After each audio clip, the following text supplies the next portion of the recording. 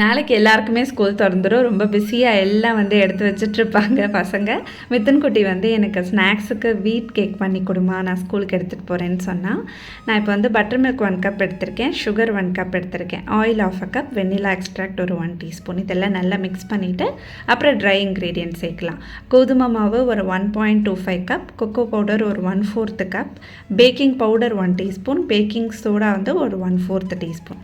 இது எல்லாத்தையும் நல்லா சேவ் பண்ணிவிட்டு அப்படியே மிக்ஸ் அண்ட் கட் ஃபோல்ட் மெத்தடில் நம்ம பண்ணிவிட்டு ஒரு 180 டிகிரி செல்சியஸில் 30 மினிட்ஸ் வச்சு எடுத்தோம் அப்படின்னா நமக்கு நல்லா ஃப்ளஃபியான ஒரு கேக் சூப்பராக ரெடி ஆகிடும்.